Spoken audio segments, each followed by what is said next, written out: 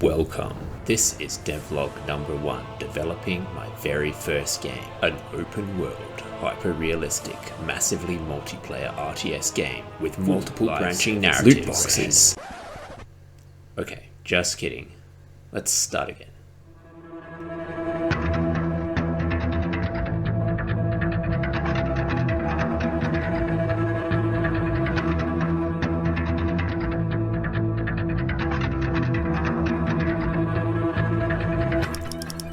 Hello, I'm Morgan. I'm making a game. A small game. A very small game. Well, my wife and I are making a very small game. It's called Icebound at the moment. That name could change, but I'm going to roll with it for now. It's very much in its infancy as a project, but it's at a stage where I at least have some stuff to show. And we've been working on it as much as time allows between jobs for the last 6 to 8 months or so. I'm going to try and document the journey in as much detail as possible going forward, including all the triumphs and mistakes. There's going to be lots of mistakes. So for the most part, going forward, it's mostly going to be focused around that here. If that sounds interesting to you, then stay tuned and watch this space. So, what is Icebound? Last year we visited the Fram Museum in Norway, and the first thing we thought after leaving was that would make a pretty cool survival game. Taking a small crew into the Arctic and battling against the elements and the unknown. Here is the hook that I wrote at the time. Icebound puts the player in charge of a small crew delving deep into the Arctic, leading a rescue mission for a lost expedition, discovering the Northwest Passage, all while contending with the most inhospitable conditions on the planet and a nightmarish threat of the deep. You'll gather resources to survive and build upgrades while managing the crew's tasks, loyalty, and physical and mental conditions. Yeah, pretty generic crap, really. I promise the game idea is a bit more interesting than that.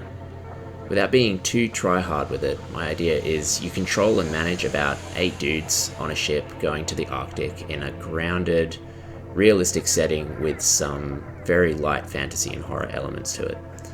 I do have some, what I'd like to think are interesting ideas regarding disobedience for the crew and resource management. Here's where things get a bit different to most small game projects I've seen. I'm making 3 games at once. Hear me out, they're all the same game, but they're split into 3 different categories: art, design, and depression. I mean code. Rather than trying to do everything at once, I'm trying to slow things down and focus on each area somewhat independently of each other. Then, once I'm a bit more confident in each area, I'll start merging the games together. For the game's design, I've started off with a paper prototype. That's something that I've picked up from game designers that I know. You test out ideas by doing as little work as possible and then know to bin a bad idea before anyone spends too much time on it. So testing out if a sword mechanic is working becomes belting your friends in the park with a foam noodle. Or if you have a new narrative system, do a D&D style campaign with a pre-scripted dungeon master. In this case, I wanted to find the core loop or loops of the gameplay for Icebound. Enter Pricebound, the $0, zero budget version of the game. Here I can test ideas for free and throw most of them where they probably belong, the trash, without writing a single line of code or doing any time-consuming visuals. What I've come to so far is a tile-based exploration system with exploration and survival-themed actions or tasks that you can assign for the crew, using the ship or dog sleds or just their own 2 feet. There are inventions and crafting from resources that you find in the game, along with a heavy emphasis on the management of the crew's condition and your standing among them as a captain, either you being feared or respected, or maybe both. They're not mutually exclusive, each of them having their own pros and cons. As mentioned earlier, most of the game revolves around the disobedience system. Every crew member has a stack of unique disobedience cards that can be drawn on doing any task in the game, with an increased likelihood of being drawn the less healthy that they are. This is where I think the system differs a lot from other punishment systems in games. Disobedience is not necessarily something that needs to be feared. Sometimes they can be funny, or they could reveal something interesting about the character's past. Don't get me wrong, you don't want to be trying to draw these cards. They're very rarely conducive to winning, but they are essential to the story and almost always provide something either entertaining or meaningful. Going back to the fear and respect system for the captain, you always draw the bottom card of any pile. And you can use these resources, the fear and respect, to look at the back of the next disobedience card, which will have some hints as to what that disobedience event might be. Say, for example, it's an icon showing water and a boat. You know that while Johnny has extremely low health, you should probably either use some special captain abilities to get him in line, or keep him well clear of water and boats. As far as the exploration goes, you move around in the ship either using the wind, if it's favourable, it changes each turn, or fuel to move into a headwind. You can always disembark off the ship and explore on foot. However, this is a more dangerous affair. Tiles can be scouted by the captain in much the same way as disobedience cards are revealed at the start of the turn, with a hint on the back of the tile. Then on revealing the tile on a successful exploration, you can choose to place that tile in whatever rotation you find best for your goals on the board. In this case, the goal of the game is to go to the top right hand corner of the board, thus discovering the Northwest Passage. Collect all, or as many as you can, of the survivors, which may send a radio SOS at the beginning of each round and appear at random places on the board.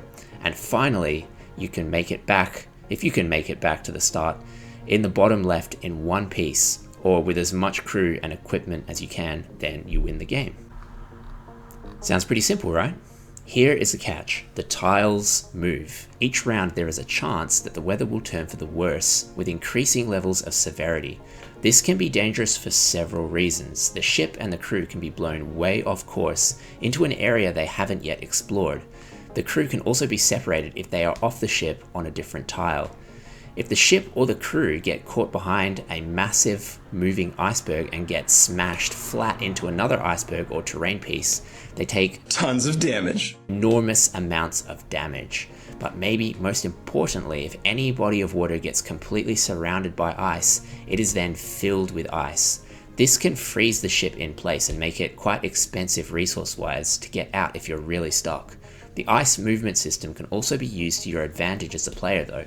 There is a weather forecasting action you can take with the crew to get hints as to what might be coming your way so that you can plan accordingly. There's also a 6-turn summer, 6-turn winter system where dangerous weather becomes more or less likely accordingly. This encourages you to make most of the times where it's safe to go out and take risks, and then be a bit more cautious, fall back on your reserves and do something less risky with the crew, the ship, and equipment when you know things might be cold and stormy. This brings me to the last ingredient, horrors. The idea for this came from this bizarre phenomenon known as polinyas. I think that's how it's pronounced. These are regions of open water that really have no right being there. Until recently, scientists didn't know what caused these holes in the packs of ice swirling around the poles, and that immediately stirs the imagination, right? What if it's a gigantic monster or an underwater nest with enough body heat to create a thermal disturbance on the surface? Well, as to what exactly is underneath the surface in Icebound, that's for me to know and the player to find out. But for now, I'll say that there is a strong cosmic horror element to this game, playing into the fear of the unknown.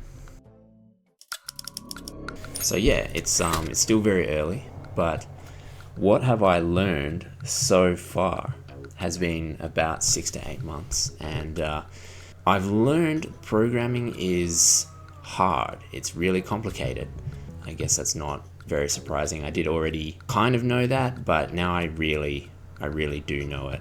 I also know now that I suck at maths. I didn't realize how much, maybe I should have known that how much maths was involved, even with using just blueprints. Glaring hole in my education, and something that I'm probably gonna have to address at some point, which does not fill me with enthusiasm, I'm not gonna lie.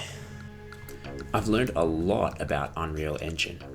It's an incredible piece of software, but it's also incredibly frustrating, but possibly less so than Unity, which I was at one point considering before they made that decision for me, and almost certainly less so than Godot or Godot. Not saying these engines are in any way bad. I just think, from my background and skills, Unreal offers a lot of tools that make life easier for me. That being said, Unreal definitely wants you to make an Unreal game. This is something I've noticed quite a lot with every part of the game so far. As long as you do something that Unreal approves of, aka semi-realistic PBR graphics, first person or third person, gun mechanics, Unreal will pat you on the head and say, here you go, have this for free, which feels very encouraging as a beginner. But as soon as you want to do something that Unreal doesn't approve of, that isn't a core part of the engine, it throws a tantrum at best. It's very clunky to get off the ground, and at worst, might just straight up throw its toys out of the pram and crash. Don't get me wrong though, I will complain about just about anything given enough time. Unreal is a mind-blowingly powerful piece of kit, and I'm having an absolute blast learning all the things that I can do with it. I've also learned quite a lot about art direction. The overall visual direction has chopped and changed quite a bit over the short time that I've been working on it.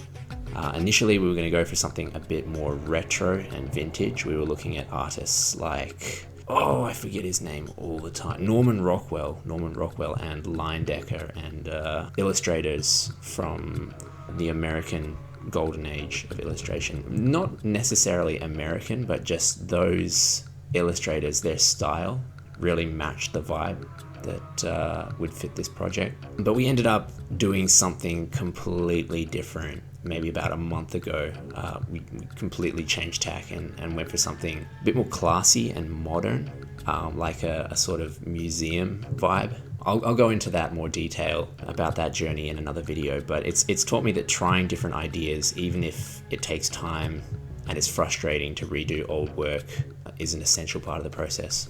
And definitely the most boring part of what I've learned is to do with time management.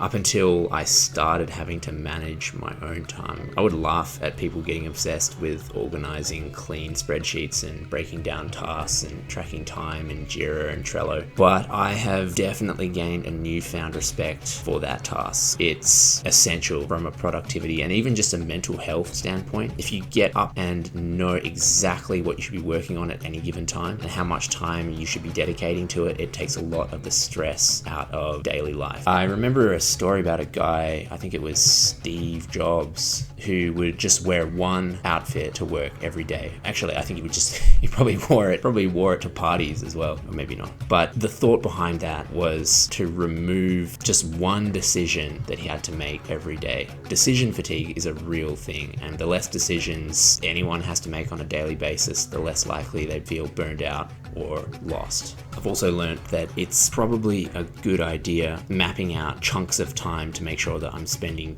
equal amounts of time on equal things, art, code, and gameplay. And like every single task that I have in Trello, I've mapped to art, gameplay, code. And I think like I should spend an equal amount of time on each. I probably should spend a bit extra on code just because it's something that I'm so terrible at. But I also don't want to crush my motivation. Again, it's still very much in the prototyping phase, and while things haven't changed too drastically from my initial idea, everything could change at the drop of a hat, and making cool, playable looking stuff is still months, if not years ahead of me. As tempting as it is for me to rush in and build the perfect UI or the most beautiful rocks that has ever been seen in a video game, right now I think it's best that I paint with very broad strokes and not get too far ahead of a bad idea. So that if I take my prototype to my game designer friend and he tears it up in my face and takes a big shit on it, I won't be too sad about starting over again. The first major task I have, aside from finding a visual identity for the project, is just making it fun. Finding gameplay that, even just on paper with stickmen and dice, captures the feeling I wanted to bottle up. The question you may be wondering at this point, watching about 100 hours worth of time-lapsed art, is why am I making so much goddamn art then? Well, that is because of the current state of the games industry right now. As of August 2024, people are still getting laid off left, right, and center. And just in case my name ends up getting crossed out, I need to make sure my portfolio has some stuff in it that isn't 20 years old. And most importantly, I can put in there without 10,000 lawyers in my ass the next day. The good news is that I haven't been fired yet. I still have a job, a very fun one, but I can't be too careful. I've slowed down on that over the last few weeks though, and started focusing more on design and code. So yeah, I've already talked about it quite a bit, and unless you're Joe Biden, you may have heard that programming is kind of hard, and I don't know how to code, which is a bit of a problem for now. I'm brute forcing my way through it using blueprints in Unreal, and I've already created some pretty nightmarish spaghetti monsters where honestly I'm not even sure what's going on anymore. The whole blueprint system though, while not a replacement for normal sweaty C++ coding, really simplifies the whole logic of programming and helps me, a person who failed primary school maths, get basic functionality off the ground in ways that I could probably never do otherwise. So yeah, if you're a full stack programmer, then you're gonna get a very good laugh at my expense. My coding skills need work. I'll leave it at that. However, if you are an artist yourself or are interested in becoming one, then you're definitely in the right place. Feel free to leave a question in the comments, or if you're interested in the games industry in general, I'd be more than happy to answer any questions. Definitely expect some art related content coming up. Icebound is also somewhat rooted in real-world history. I won't go too into detail in that regard, partly because I still need to figure a lot of that out. All I'll say is that it's a slightly fantastical version of the golden age of polar exploration around 1900. Like what could have been if what back then people believed was or could be real is actually real in this world. But that said, it's crazy how entertaining and bizarre real-world history can be. In doing research for this project, I often found that the stories, ideas, and designs I turned down as being too out there ended up being considerably less insane than what I found in the eyewitness books or the biographies that I was researching. Like, did you know about these crazy dudes who tried to float a balloon to the North Pole? Or this bizarre tractor used unsuccessfully to haul fuel for airplanes in Alaska? Or this hilarious looking snowmobile designed for Ernest Shackleton's expedition in 1914? These people were absolutely insane, and almost none of these wacky ideas really worked out, but they did serve to capture the public's imagination and interest. They also had absolutely no idea what they would find there, which was also very appealing to the general public. The mystery was probably terrifying for the crew. Photography and film was also starting to be used at this point. It's a setting that is so incredibly rich in potential for unique visuals, interesting game mechanics and systems and storytelling, and it just has such a rich vibe. That's a terrible word for describing something. It has a very interesting vibe. But like with any idea or setting or premise or vibe, it all ultimately comes down to execution. Thank you for sticking around to this point. In the next video, I'm going to get more into detail into how I'm going about actually making the game, what steps I'm taking to make the game itself, prototype, whether that's prototyping the design on paper, coming up with a visual direction, and even just making little baby steps in Unreal, which will make a few of you laugh, I'm sure. I know it's our first video and I'm already making excuses. This game dev thing is pretty demanding on time, especially on top of us both working full-time jobs. After putting time into learning every skill required to make a game and then working on this project, that doesn't leave me much time for making videos, so please excuse us if the editing quality is a bit shit, or we don't upload weekly. We're going to aim for monthly updates for now, with maybe a little extra something sprinkled in. Something pretty low effort like a tier list. I think those are still fashionable, right? Or some kind of informal chat discussion, but with monthly updates on the game. Anyway, this is where I tell you to subscribe and comment and all of that, so do that, or don't. I don't think subscribers even matters anymore. Who knows? Any support would be massively appreciated though. Feel free to reach out and say hi. Maybe you're making a game yourself. Maybe you feel the need to tell me to go and get a goddamn haircut already.